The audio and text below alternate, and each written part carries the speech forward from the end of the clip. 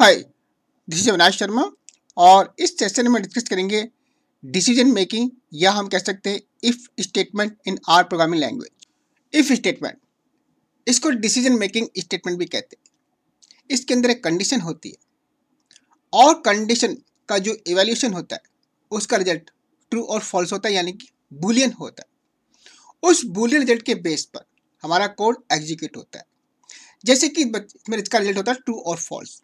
So true का अपना एक ब्लॉक होता है और फॉल्स का अपना ब्लॉक होता है। जैसे कि आप डायग्राम में देख सकते हैं, कंडीशन है।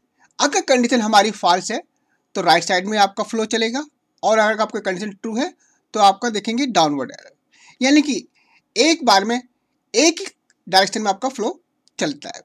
सिंटेक्स में आप देख सकते हैं कंडीशन और आपका कर्ली ब्रैकेट लगे हुए, ये इसको ब्लॉक कहते हैं। जो आपका इमीडिएट ब्लॉक होता है कंडीशन का वो ट्रू के लिए होता है, और जो एल्स के बाद होता है वो फॉल्स के लिए। यानी कंडीशन अगर ट्रू है तो पहला ब्लॉक एग्जीक्यूट होगा और सेकंड ब्लॉक एल्स ब्लॉक वो स्किप हो जाएगा, इग्नोर हो जाएगा। अगर कंडीशन फॉल्स है तो इमीडिएट ब्लॉक यानी कि ट्रू का ब्लॉक वो आपका स्किप होगा और एल्स का पार्ट आपका एग्जीक्यूट होगा। एक एग्जांपल चेक करते हैं। यहाँ पर दो वेरिएबल है, a = 10 एंड b = 20। अब इसमें यहाँ पर हमने एक डिसीजन बॉक्स लिया है, क्योंकि डिसीजन के द्वारा हम इसके कौन सा नंबर ग्रेटर है इसको फाइंड आउट करना। तो दोनों में से एक ही नंबर ग्रेटर होगा। सो यहाँ डिसीजन में हम चेक कर रहे हैं कंडीशन में कि इफ a > b, अगर यस है तो आपका a ग्रेटर हो गया, अगर कंडीशन फॉल्स है यानी कि आपका नो है तो आपका b ग्रेटर हो गया। इसको चेक करते हैं आर स्टूडियो में। इफ एल्स का प्रैक्टिकल देखते हैं। यहाँ पर दो वेरिएबल है, a = 10 b = 20। देन कंडीशन है a > b। अगर कंडीशन हमारी ट्रू है तो then print a > b। Else यानी कि आपका कंडीशन फॉल्स है, then print b is greater than b। So check करते हैं, आंसर हमारा b is greater than b, क्योंकि ये वाला पार्ट आपका जो एल्स पार्ट है ये आपका एग्जीक्यूट हुआ है और जो आपका ट्रू पार्ट है वो आपका स्किप हो जाता है। तो दोनों में से एक ही ब्लॉक आपका एग्जीक्यूट होता है। सपोज मैं इसको करता हूं से 100, तो इस केस में आपका a की वैल्यू ग्रेटर है, तो यानी कि आपका जो फर्स्ट कंडीशन वो ट्रू होगी और आपकी जो एल्स पार्ट कंडीशन वो आपकी इग्नोर होगी। चेक करते हैं।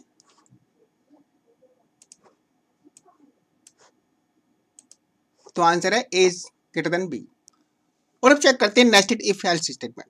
नेस्टेड से मतलब क्या होता है, यानी कि इसको कह सकते हैं हम इनर इफ एल्स स्टेटमेंट। एक इफ एल्स के अंदर दूसरा इफ एल्स को मेंशन करना, इसको कहते हैं नेस्टेड। जैसे कि इस डायग्राम में देख सकते हैं हमारे पास तीन वेरिएबल है और तीन वेरिएबल में हमें फाइंड आउट करना है कि ग्रेटेस्ट नंबर क्या है। सो यहाँ पर हमने पहली कंडीशन में इफ a > b, अगर नो है यानी कि b है तो b को हम कंपेयर कर रहे हैं दूसरी कंडीशन में, और यहां अगर आपका b बड़ा है तो आपका प्रिंट b, अदरवाइज c। इसी तरह से अगर हम यस में जाएं यानी कि जो हमारा मेन कंडीशन है उसका यस पार्ट में जाएं कि a > b, अगर a बड़ा है तो फिर हम कंपैरिजन कर रहे हैं a और c का। तो यहां पर आप देखते हैं अगर a आपका बड़ा है तो a print a, otherwise c। So condition में एक और अंदर अगर कंडीशन देना, इसको कहते हैं नेस्टेड कंडीशन। अब इसका प्रैक्टिकल देखते हैं। यहाँ पर जैसे देख सकते हैं आपका नेस्टेड कंडीशन, यहाँ पर तीन वेरिएबल है, a = 10 b = 20 b 50 and c = 30। हमारी कंडीशन है आपका इफ a > b और इसका ये हमारा एल्स पार्ट है, ये आपका और ये इसका एल्स पार्ट है। इसके अंदर अगर हम चेक करें इफ a > b, देन इसके अंदर एक और कंडीशन हम यहाँ पर चेक कर रहे हैं a > c। a आपका b से बड़ा है और आपका a c से भी बड़ा है, तो हमारा a आपका ग्रेटेस्ट नंबर हो गया, अदरवाइज c हो गया। इसी तरह से अगर हमारा यहाँ पर देखिए मेन कंडीशन में अगर ये कंडीशन फॉल्स है यानी कि b आपका बड़ा है, सो इस कंडीशन में आके हम b से कंपेयर कर रहे हैं c को, यानी कि ये वाला पार्ट आपका इग्नोर हो जाएगा, ये पार्ट आपका एग्जीक्यूट होगा। सो कंडीशन के अंदर कंडीशन को यूज करना, इसको कहते हैं nested if else statement. Check करते हैं। तो यहां पर आप देख सकते हैं आपका b is the greatest number, यानी कि आपका देखेंगे सो b की वैल्यू हमारी 50 यहाँ पर, और ये आपका आया है इस वाले पार्ट से। इसी तरह से सपोज अगर हम ए को 100 कर देते हैं, सो ए ग्रेटर देन बी, ये ट्रू हो गया। और यहाँ पर हम चेक कर रहे हैं ए और सी को, सो ए और सी यानी कि आपका ये वाला पार्ट आपका एग्जीक्यूट होगा। जो एल्स पार्ट है ये आपका स्किप हो जाएगा। चेक करते हैं,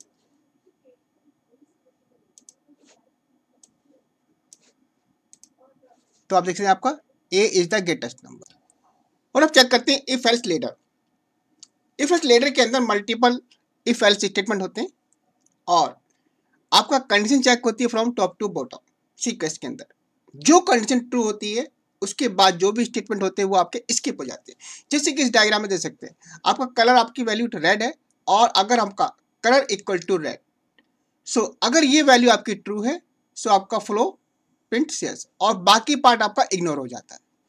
इसी तरह से अगर ये फॉल्स है सो वो फिर नेक्स्ट कंडीशन चेक करता है if colour equal to green. ये अगर ट्रू है तो आपका प्रिंट ग्रीन और ये वाला पार्ट आपका स्किप हो जाता है।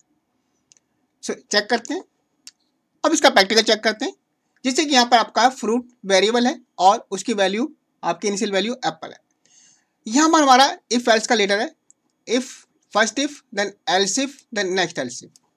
अगर हमारा फर्स्ट कंडीशन ट्रू है सो आपका जो बाकी के जो इफ एल्स होंगे वो आपके स्किप हो जाएंगे। अगर सपोज आपका ये फॉल्स है देन आपका सेकंड कंडीशन चेक होगी। अगर ये ट्रू है देन आपका ये वाली कंडीशन आपकी स्किप हो जाएगी। अगर ये भी फॉल्स है देन फाइनली आपकी लास्ट कंडीशन चेक होती है। चेक करते हैं, यहाँ पर वैल्यू है फ्रूट इक्वल टू एप्पल, तो आप देखेंगे यहाँ पर रिजल्ट आया एप्पल, यानी कि जो हमारा ये वाला प्रिंट हुआ। बाकी कंडीशन हमारी एग्जीक्यूट नहीं होती है, एक कंपाइलर या इंटरप्रेटर उनको इग्नोर कर देता है। इसी तरह से अगर मैं यहाँ पर लिखता हूं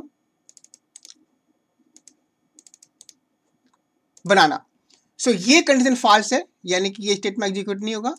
देन चेक करते हैं,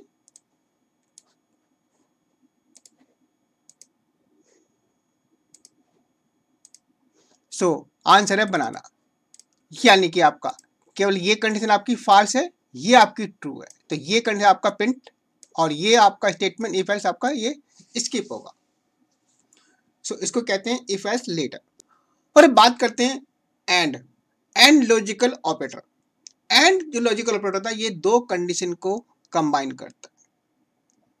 जैसे कि आप देखते हैं यहाँ पर हमारे दो वेरिएबल हैं, weight 41 and the age equal to 20, और यहाँ पर इफ के अंदर हमें दो कंडीशन चेक करनी है कि वेट आपका 40 या आपका कम होना चाहिए और एज उसकी आपकी 20 या उससे कम होनी चाहिए। यानी दो कंडीशन को हमें चेक करना है और दोनों की वैल्यू आपकी ट्रू होनी चाहिए।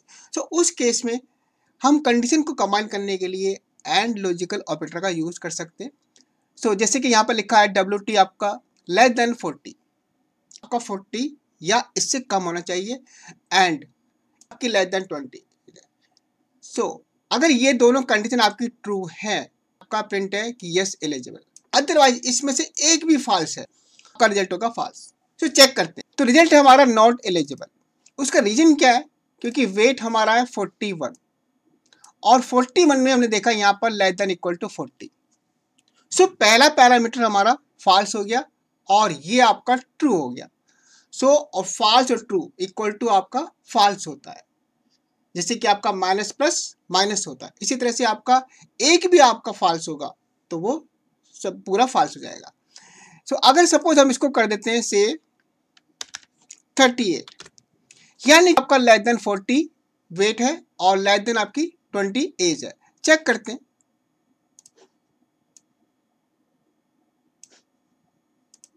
सो आंसर हमारा यस एलिजिबल। अब दो कंडीशन कंबाइन करने के लिए हम एंड ऑपरेटर यानी कि एम्परसेंड यूज करते हैं। सिंगल भी यूज कर सकते हैं या आप डबल भी यूज कर सकते हैं, इस तरह भी कर सकते हैं। सो चेक करते हैं,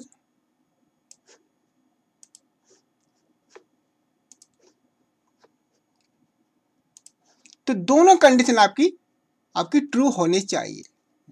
अगर आपकी पहली कंडीशन फॉल्स है तो सेकंड कंडीशन को चेक नहीं करता है।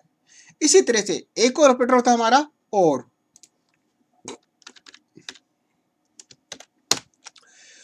के केस में क्या होता है, जितनी मल्टीपल कंडीशन होती हैं उसमें से एक भी कंडीशन आगे आपकी ट्रू है तो वो उसको ट्रू मान लेता है।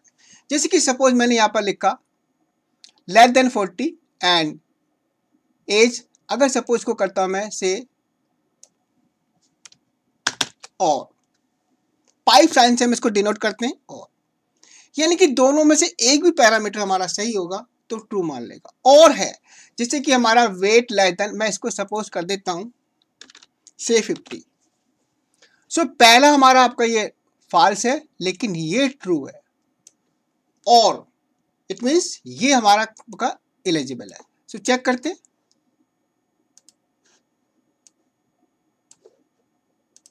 यानी कि आपका यस एलिजिबल है। अब अगर दोनों ही आपकी फॉल्स है, सपोज एज आपकी से 70, तो ये भी फॉल्स है ये भी फॉल्स है, तो false false equal to false होगा, यानी कि ये आपका नॉट एलिजिबल जाएगा, तो देन आपका नॉट एलिजिबल। इस तरह से आप एंड और ऑपरेटर को यूज करके आप मल्टीपल कंडीशन को ऐड कर सकते, कंबाइन कर सकते। और अब चेक करते हैं स्विच स्टेटमेंट। स्विच स्टेटमेंट जैसे कि हमने डिस्कस किया था इफ एल्स लेटर का, ये उसकी तरह होता है।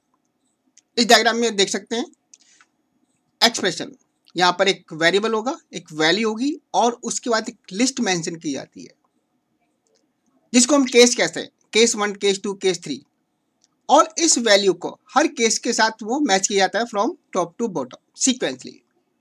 अगर केस 1 में वो वैल्यू है तो केस 2 एंड केस 3 ये आपके स्किप हो जाते हैं, यानी कि इग्नोर यानी कि एग्जीक्यूट नहीं होते। इसी तरह से अगर केस 1 में वो वैल्यू नहीं है तो केस 2 को चेक करेगा, और केस 2 के बाद अगर वैल्यू मैच है तो केस 3 इग्नोर हो जाएगा, अदरवाइज केस 3 को चेक करेगा। स्विच के अंदर जैसे कि हमारा सी लैंग्वेज या जावा होती है, उसके अंदर स्विच के अंदर डिफॉल्ट होता है, लेकिन आर के अंदर डिफॉल्ट नहीं होता है। और अब स्विच स्टेटमेंट का प्रैक्टिकल देखते हैं।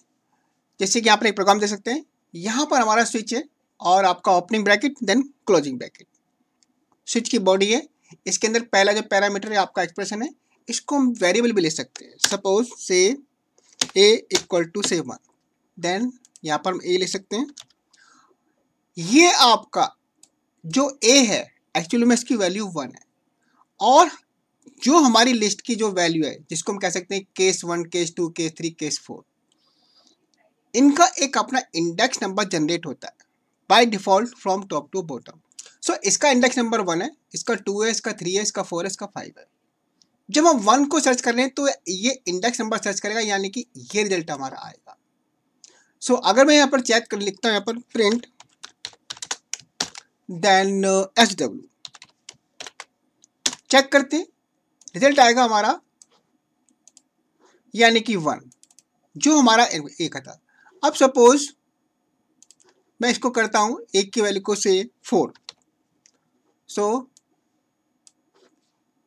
रिजल्ट आया हमारा 4, यानी कि इंडेक्स के बेस पर सर्च कर रहा है।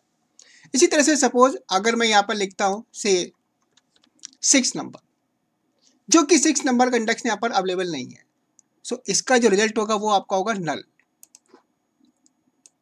चेक करते हैं तो आप देखते हैं यहाँ पर नल वैल्यू। सो यहाँ पर आप इंडेक्स नंबर से आप इसको सर्च कर सकते हैं, मैच कर सकते हैं, लेकिन कभी कभी क्या होता है आपको अपनी कस्टम मैचिंग आप बना सकते हैं विदाउट इंडेक्सिंग नंबर। सपोज यहाँ पर आपने दिया से 6, इसको ब्रैकेट किया, देन यहाँ पर आप लिखेंगे से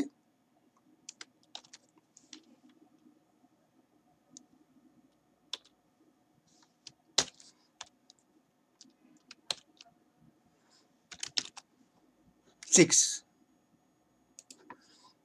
देन यहाँ लिखा से आपका 18,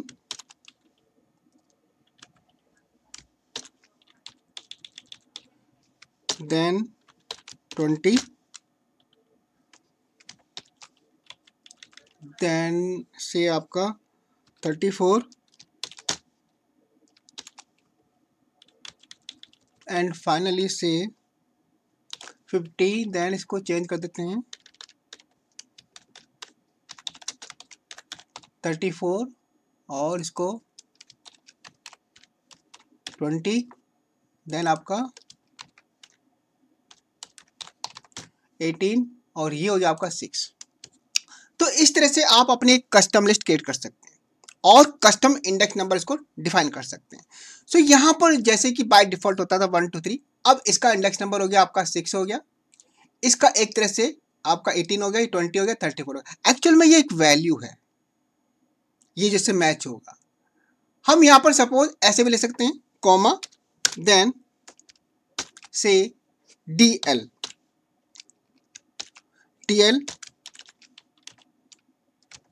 देन डेली, तो कोई भी वैल्यू हम स्ट्रिंग के अंदर दे सकते हैं। अब यहाँ पर वैल्यू हमारी 6 जो कि हमारा स्ट्रिंग के अंदर है। सो 6 हमारा ये आएगा, ये पहले से मैच करेगा, जो वैल्यू यहाँ प्रिंट करेगा 6। चेक करते हैं,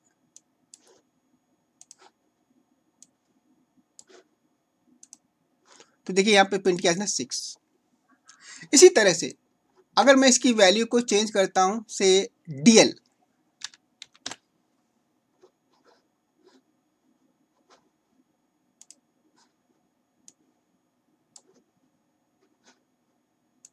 तो यहां प्रिंट किया इसने डेली, यानी कि जहां पर मैचिंग होती है, सपोज 6 पर मैचिंग हुई तो ये वाला पूरा कोड आपका स्किप हो जाता है।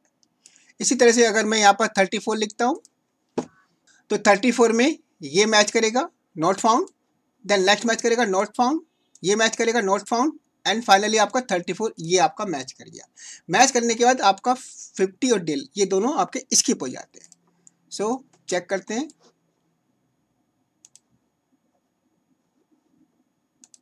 तो रिजल्ट है हमारा 34। सो इस तरह से आप अपना एक कस्टम इंडेक्सिंग क्रिएट कर सकते हैं। So guys, this was all about the if else statement, or we can say decision making and switch statement in the R programming language. Please like the video and subscribe the channel. Thanks for watching the video.